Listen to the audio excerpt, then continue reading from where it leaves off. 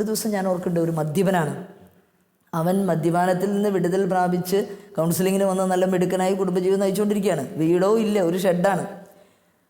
ഒരു സുപ്രഭാതത്തിൽ പുലർച്ചെ നേരത്തെ കർത്താവ് എന്നോട് പറയുകയാണ്, അവൻ്റെ വീട്ടിൽ പോളിൻ്റെ വീട്ടിൽ, ഞാൻ ഉൾട്ടാ പേരിടണമെന്ന് വിചാരിച്ചോ, പോളിൻ്റെ വീട്ടിൽ അവൻ കത്തിക്കുന്നത് ഞാൻ കാണുകയാണ്. ഇത് കർത്താവ് തന്നെ ദർശനമാണ്, കത്തിക്കുകയാണ്. അപ്പോൾ ഞാൻ എൻ്റെ കൂടെ താമസിക്കുന്ന സിസ്റ്ററിനോടൊന്ന് 3 മണിയായിട്ടുള്ളൂ.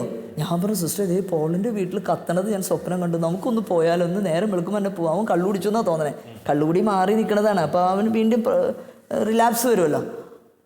അങ്ങനെ ഞാൻ വിചാരിച്ചു, രാവിലെ കുർബാന കഴിഞ്ഞ വഴി ഞങ്ങൾ ഓടി. അവിടെ ചെന്നപ്പോൾ എന്തുട്ടാ, ഇവളുടെ സാരികൾ മുഴുവനും കത്തിച്ച് കരിഞ്ഞ് അവിടെ കിടക്കുക. ഷെഡേ ഉള്ളൂ, ആ ഷെഡിൻ്റെയും പകുതി കത്തി, കുടിച്ചു ബോധമില്ലാണ്ട്. അപ്പോൾ കർത്താവ് എനിക്ക് ഇൻസ്പിറേഷൻ തരികയും ഞങ്ങൾ പ്രാർത്ഥിച്ച് ആ വീട്ടിലേക്ക് ഓടിയെത്തുകയും, ഇനി നേരം വെളുത്താൽ ഇനി അവിടെ എന്താ ഉണ്ടാവാൻ പോണേ അടുത്തതെന്ന് നമുക്കറിയില്ല. ആ കുടുംബത്തെ കൊണ്ടുവന്ന് അവനെ വീണ്ടും മദ്യപന്മാരുടെ ധ്യാനം കൂട്ടി, ക്യാമ്പ് കൂട്ടി, കൗൺസിലിംഗ് കൊടുത്ത്, ഒരു ലോങ് ടേം ഹെൽപ്പ്, നമുക്ക് മാനസികമായിട്ടുള്ള സഹായങ്ങൾ കൊടുത്ത് ആ കുടുംബത്തെ രക്ഷിക്കാനായിട്ട് നമുക്ക് സാധിച്ചതൊക്കെ മെമ്മറിയിൽ വരുന്നു.